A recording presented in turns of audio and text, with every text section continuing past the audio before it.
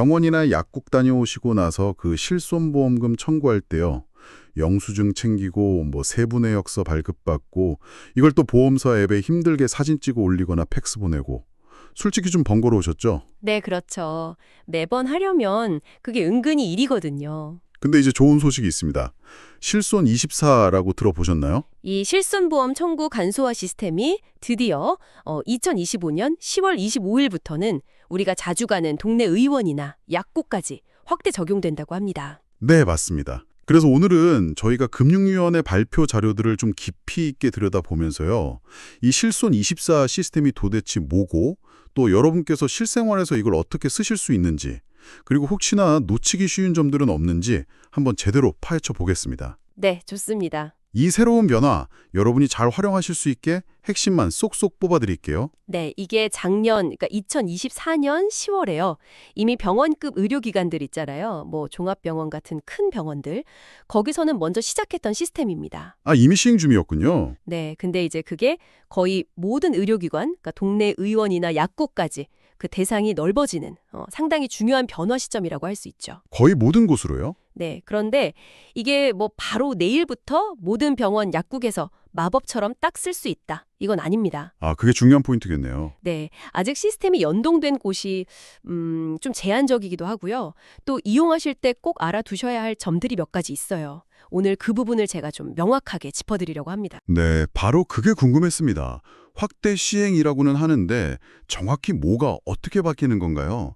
작년에 병원급 시작했고 이제 2025년 10월 25일부터는 의원급, 우리가 흔히 가는 동네 병원들, 내과, 이비인후과 이런 것들하고 약국까지 다 포함해서요.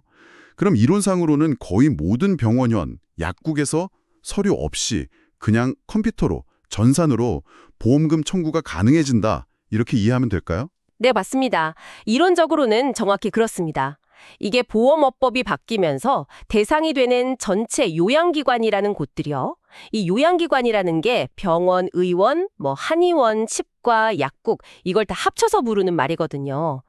아하, 이 전체 기관 수가 약 10만 5천여 곳 정도 됩니다. 엄청 많죠. 10만 개요? 와, 네, 근데 여기서 제일 중요한 현실적인 숫자는 실제 연계율이에요. 그러니까 실제로 시스템에 연결돼서 쓸 수 있는 곳이 얼마나 되냐는 거죠. 그렇죠. 그게 중요하죠. 금융의 발표 자료를 보면 2025년 10월 1일 기준으로요. 이 10만 5천여 곳 중에서 실제 실손 24 시스템 연동을 딱 끝내서 바로 사용 가능한 곳은 약 10.4% 정도입니다. 10.4%요?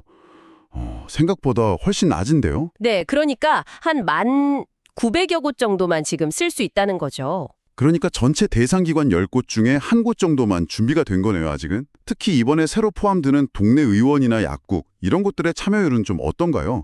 거길 제일 많이 갈 텐데. 그 부분이 사실 더 중요합니다.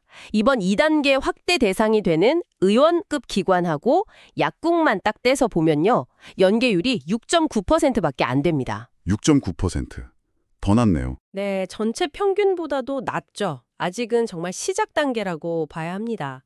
물론 대한약사회나 대한한의사협회 같은 주요 단체들이 회원들 참여하라고 독려하고 있고요.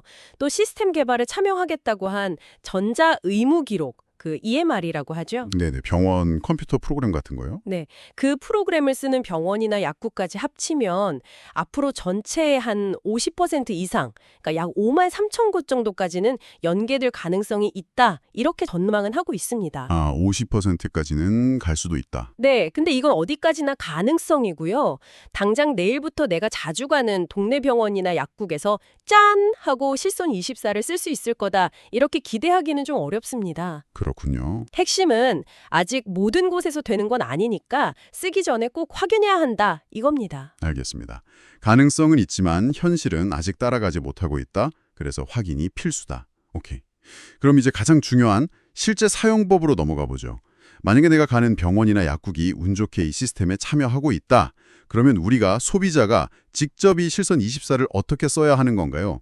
절차가 복잡하면 또 안 쓸 것 같은데 최대한 쉽게 좀 설명해 주세요. 네, 이용 방법 자체는 그래도 비교적 간단하게 만들려고 노력한 것 같습니다. 실손보험 가입되어 있으신 분이라면 누구나 일단 스마트폰에 실손24 앱을 다운로드 받으시면 되고요. 앱이 있군요. 네, 또는 컴퓨터 웹브라우저에서 실손24 홈페이지, 주소가 실손24.or.kr인데요. 여기 접속해서 쓰셔도 됩니다. 아, 앱 아니어도 웹사이트로도 가능하고요. 네, 회원 가입을 해서 계속 쓰셔도 되고 만약 그게 좀 번거롭다 하시면 휴대폰 본인 인증이나 아이핀 인증 통해서 비회원으로도 얼마든지 쓸 수 있습니다. 오, 비회원도 된다니 다행이네요. 그럼 실제 청구 절차는 어떻게 되나요? 서류 없이 간편하게 한다고 했는데 정말 예전처럼 뭐 영수증 사진 찍고 세부 내역서 파일 첨부하고 이런 거 안 해도 되는 건가요? 구체적으로 뭘 해야 하죠? 네, 그 기존의 번거로운 서류 준비 과정이 확 줄어듭니다. 절차를 간단하게 말씀드리면요. 첫 번째, 실손24 앱이나 홈페이지에 접속해서 로그인을 하거나 비회원이면 본인 인증을 먼저 합니다. 네. 두 번째, 내가 가입한 실손보험 계약이 여러 개 있을 수 있잖아요. 그 중에서 어떤 보험으로 참고할 건지 확인하고 선택합니다. 아, 보험 계약 선택하고. 세 번째, 내가 진료받았거나 약을 산 병원 또는 약국을 검색해서 선택해요. 이때 당연히 해당 병원이나 약국이 실손24 참여 기관이어야 검색이 되겠죠. 그렇죠. 참여 안 하면 안 뜨겠네요. 네, 네 번째는 그 병원이나 약국에서 진료받거나 약산 날짜, 그리고 관련 진료 내역을 선택해요. 이 정보는 병원 약국 시스템이랑 연결돼서 자동으로 이렇게 불러와질 수도 있어요. 자동으로요? 네. 그리고 마지막 다섯 번째, 화면에 보이는 간단한 보험금 청구서 양식에 혹시 뭐 추가로 적을 내용, 예를 들어 사고 경위 같은 간단한 메모 정도, 그런 게 있다면 입력하고 전송될 서류 목록 한번 확인한 뒤에 전송 버튼 누르면 끝입니다. 와, 듣기만 해도 진짜 간단해 보이는데요. 병원, 약국 고르고 날짜 내역 확인하고 전송 누르면 끝이라니. 옛날에 서류 떼서 팩스 보내던 거 생각하면 뭐 세상 좋아졌네요. 그럼 여기서 핵심 질문. 이렇게 전송 버튼을 딱 눌렀을 때 정확히 어떤 서류들이 병원이나 약국에서 보험사로 바로 전자적으로 넘어가는 겁니까? 이게 제일 중요할 것 같아요. 오해 없으려면. 네, 바로 그게 이 시스템의 핵심이죠. 실손24를 통해서 자동으로 전송되는 서류는 현재 기준으로 명확하게 딱 세 가지입니다. 세 가지요? 네, 첫째, 계산서 영수증, 얼마 냈는지 보여주는 영수증이요. 둘째, 진료비 세부 산정 내역서, 어떤 검사, 어떤 치료에 얼마 들었는지 자세히 적힌 거 있죠? 그거고요. 네, 세부 내역서. 셋째는 처방전입니다. 약국 이용했을 때 어떤 약 처방받았는지 알 수 있는 서류요. 단 환자 보관용 같은 사본 형태일 겁니다. 아, 영수증, 세부 내역서, 처방전. 네, 기존에 종이로 받아서 일일이 사진 찍고 팩스 보내던 바로 그 서류들, 이 세 가지의 서류는 이제 실손24 통해서 터치 몇 번으로 보험사에 바로 보낼 수 있게 되는 겁니다. 잠깐만요. 딱 짚어주셔서 감사합니다. 계산서 영수증, 진료비 세부 내역서, 그리고 약국 갔을 땐 처방전. 딱 이 세 가지. 근데요, 우리가 살면서 실손보험만 청구하는 건 아니잖아요. 예를 들어서 암 진단받아서 진단금을 청구한다거나 어떤 수술을 받아서 수술비를 청구하는 경우도 많단 말이죠. 그렇죠. 이럴 때는 보통 병원에서 진단서나 수술 확인서 같은 서류를 따로 돈 내고 발급받아서 내야 하는데 이런 서류들도 실손24로 같이 전송되는 건가요? 이게 궁금해요. 정말 중요한 질문 주셨습니다. 이 부분이 진짜 많은 분들이 헷갈릴 수 있는 부분이고 반드시 주의해야 할 점입니다. 결론부터 말씀드리면요. 네. 현재 발표된 실손24 시스템의 기능이나 전송 대상 서류 목록에는 방금 말씀하신 진단서나 수술 확인서 같은 서류들은 포함되어 있지 않습니다. 아, 포함이 안 되어 있다고요? 네, 안 됩니다. 이 시스템은 기본적으로 실손 의료비, 그러니까 내가 병원이나 약국에 실제로 낸 돈, 비급여 포함해서요.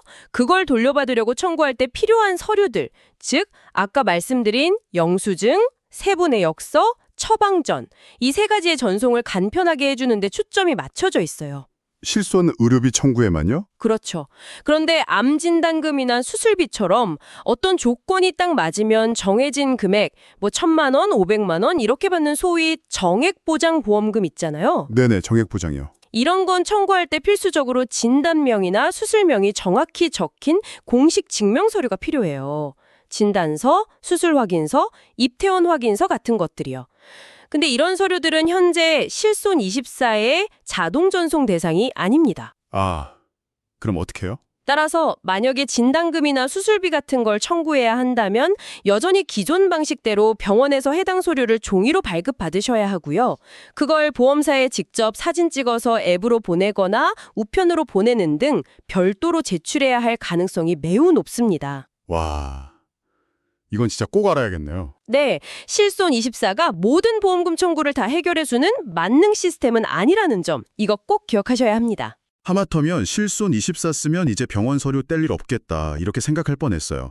정리하자면 실손24는 내가 쓴 병원비, 약값, 즉 실손 의료비 청구를 위한 영수증, 세부내역서, 처방전 전송은 아주 편하게 해주지만 암진단금, 수술비, 입원비 같은 정액보장보험금 청구에 필요한 진단서, 수술 확인서, 입퇴원 확인서 같은 것들은 이걸로 안 보내진다. 그래서 여전히 내가 직접 병원에서 발급받아서 따로 내야 한다. 와, 정말 중요한 주의사항이네요. 감사합니다. 꼭 기억해 두겠습니다. 그럼 이 편리한 시스템, 어쨌든 실손의료비 청구만 편해지니까 쓰고 싶은데 내가 가려는 병원이나 약국이 이걸 하고 있는지, 참여하고 있는지는 어떻게 할 수 있을까요? 아까 아직 참여를 놨다고 하셨으니까 괜히 갔다가 안 된다고 하면 헛걸음이잖아요. 미리 확인하는 방법이 있나요? 네, 맞습니다. 미리 확인하시는 게 좋죠. 방법은 몇 가지 있습니다. 제일 쉬운 방법은요. 스마트폰에서 평소에 쓰시는 네이버 지도나 카카오맵 앱 있죠. 네, 지도 앱이요? 네, 거기서 검색창에 그냥 실손24 이렇게 입력해 보세요. 그러면 지도 위에 실손24 참여 병원이나 약국들이 별도로 표시될 수 있습니다. 지도에서 바로요? 네, 또는 아까 말씀드린 실손24 앱이나 홈페이지 안에 들어가시면 참여병원 검색이라는 메뉴가 있어요. 아, 앱 자체에도 있군요. 네, 거기서 지역별로 찾거나 아니면 병원이나 약국 이름을 직접 쳐서 참여하는지 확인하실 수 있습니다. 만약에 내가 자주 가는 곳이 검색했는데 안 나온다. 그러면 아직 시스템에 참여 안 하고 있다는 뜻입니다. 그렇군요. 이럴 때는요, 실손24 앱 안에 보면 참여 요청하기라는 기능도 있어요. 이걸 통해서 해당 병원이나 약국 측에 우리도 이거 쓰게 해주세요 하고 시스템 참여를 정중하게 요청해 볼 수도 있습니다. 지도 앱 검색이나 실손24 앱 웹사이트 검색으로 미리 확인하고 혹시 안 하면 참여 요청까지 해볼 수 있다니 유용하네요. 근데 혹시 스마트폰 앱 사용이 좀 서툰 어르신들이나 아니면 아직 어려서 혼자 보험금 청구 못하는 미성년 자녀들 있잖아요. 이런 분들을 위한 편의 기능 같은 것도 좀 있나요? 이런 디지털 서비스는 자칫하면 정보 격차 문제가 생기기 쉬우니까요. 네, 그런 부분에 대한 고려도 좀 들어가 있습니다. 우선 제3자 청구라는 기능이 있어요. 제3자 청구요? 네, 예를 들어서 자녀분들이 연세 많으신 부모님의 실손보험금을 대신 청구해 드릴 때 이걸 쓸 수 있고요. 반대로 부모님이 미성년 자녀의 보험금을 청구해야 할 때는 나의 자녀 청구라는 기능을 쓰시면 됩니다. 아, 대신 해주거나 자녀 거를 해주거나. 네, 이때 좋은 점은 가족관계를 증명하려고 예전처럼 뭐 주민등록등본 같은 서류를 따로 떼서 낼 필요가 없다는 거예요. 행정안전부의 공공 마이데이터 서비스랑 연계가 되어 있어서요. 본인 동의만 하면 필요한 가족관계 정보를 안전하게 전산으로 확인해서 처리합니다. 오, 공공 마이데이터요? 그게 뭐죠? 아, 그건 정부가 관리하는 내 정보를요, 내가 동의하면 필요한 기관에 안전하게 전송해주는 서비스라고 생각하시면 돼요. 서류 제출을 줄여주는 거죠. 와우, 편하네요. 네, 그래도 뭐 앱 사용 자체가 너무 어렵다 느끼시면 보험개발원에서 운영하는 실손24 전담 콜센터가 있습니다. 번호가 1811-3000인데요. 여기 전화하시면 상담사분들이 사용 방법을 친절하게 안내해 드릴 겁니다. 제3자 청구, 자녀 청구 기능에 공공 마이데이터 연동 그리고 콜센터까지 디지털 약자들을 위한 배려가 좀 보이네요. 다행입니다. 그리고 아까 잠깐 얘기 나왔는데 사람들이 정말 많이 쓰는 네이버나 토스 같은 앱 있잖아요. 여기서도 이 실손24 기능을 바로 쓸 수 있게 된다는 거죠. 그럼 굳이 실손24 앱을 따로 안 깔아도 되는 건가요? 네, 맞습니다. 현재 네이버, 토스 비롯해서 몇몇 큰 플랫폼 기업들하고 시스템 연동 개발을 하고 있습니다. 계획대로 잘 진행된다면 빠르면 2025년 11월부터는요. 이런 플랫폼 앱 안에서 실손24 앱을 따로 설치 안 하고도 똑같은 실손 보험 청구 서비스를 이용할 수 있게 될 전망입니다. 와, 11월부터요? 그럼 정말 편해지겠는데요? 네. 그리고 플랫폼 통해서 청구하면 그 플랫폼에서 주는 포인트 적립이나 캐시백 같은 추가 혜택도 받을 수 있게 협의 중이라고 하고요. 더 나아가서는 플랫폼에서 병원 진료 예약하고 진료 받고 나면 별도 절차 없이 바로 이어서 보험금 청구까지 한 번에 쫙 끝내는 그런 원스톱 서비스까지도 구상하고 있다고 합니다. 와, 네이버나 토스 같은 앱에서 바로 그것도 포인트까지 받으면서 청구한다면 이건 정말 편할 것 같습니다. 병원 예약부터 청구까지 원스톱은 진짜 상상만 해도 좋네요. 근데요, 이렇게 내 민감한 진료 정보가 병원에서 보험사로 그것도 중간에 네이버나 토스 같은 플랫폼 앱을 거쳐서 전송된다고 생각하니까 혹시 내 개인정보나 의료 기록이 다른 목적으로 쓰이거나 어디 밖으로 유출될 위험은 없을까요? 이 부분은 좀 걱정이 되는데요. 네, 충분히 그렇게 생각하실 수 있습니다. 개인정보, 특히 민감한 의료정보 보안은 정말 중요하니까요. 그렇죠. 즉 영수증, 세부 내역서, 처방 전 정보 이것만 병원에서 보험사로 전송된다는 겁니다. 내가 요청한 것만요? 네, 여러분이 요청하지 않은 다른 과거 진료 기록이나 민감 정보가 마음대로 넘어가는 일은 없다는 거죠. 또한 이 데이터 전송 과정에서 중간 역할을 하는 기관이 보험개발원인데요. 이 보험개발원조차도 실손보험금 청구와 전송 중개라는 딱 정해진 목적 외에는 여러분 정보를 들여다보거나 다른 데 활용할 수 없도록 보험업법에 아예 금지시켜놨습니다. 아, 법으로 금지되어 있군요. 네, 만약 이걸 어기면 형사처벌까지 받게 되는 아주 강력한 규제입니다. 물론 플랫폼이랑 연계할 때도 똑같은 수준의 정보보호 원칙이 적용될 예정이고요. 법적인 안전장치가 있다니 그나마 좀 안심이 되네요. 내가 요청한 정보만 전송된다. 이 원칙이 중요하겠군요. 알겠습니다. 들어볼수록 편리해질 거라는 기대는 드는데 역시나 계속 마음에 걸리는 건 아까 말씀하신 그 낮은 참여율입니다. 이렇게 편리한 시스템인데 왜 아직 병원이나 약국들이 많이 참여를 안 하는 걸까요? 단순히 몰라서 안 하는 걸까요? 아니면 다른 이유가 있을까요? 여러 가지 이유가 좀 복합적으로 있습니다. 우선 병원이나 약국 입장에서는요, 기존에 잘 쓰고 있던 자기들 전자의무 기록 EMR 시스템이랑 이 새로운 실손24 시스템을 연결시키는 기술적인 작업이 필요해요. 아, 연동 작업이요? 네, 이 과정에 당연히 시간과 노력이 들 수 있겠죠. 또 그 병원이나 약국이 쓰는 EMR 프로그램 개발 업체 자체가 실손24 연동 기능을 개발해서 지원해 줘야만 참여가 가능해요. 아직 모든 EMR 업체가 이 기능을 완벽하게 다 구현하지는 못한 상태고요. 업체가 준비가 안 된 곳도 있군요. 그렇죠. 그리고 좀 영세한 의원이나 약국 같은 경우는 이런 시스템 바꾸는 것 자체에 좀 부담을 느낄 수도 있고요.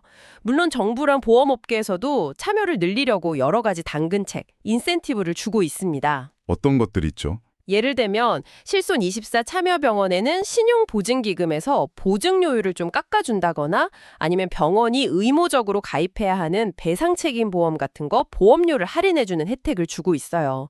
또 앞으로 종합병원 의료서비스 질평가하는 지표에 이 실손24 참여 여부를 반영하는 방안도 검토 중이라고 하고요. 오, 평가에도 반영한다고요? 네.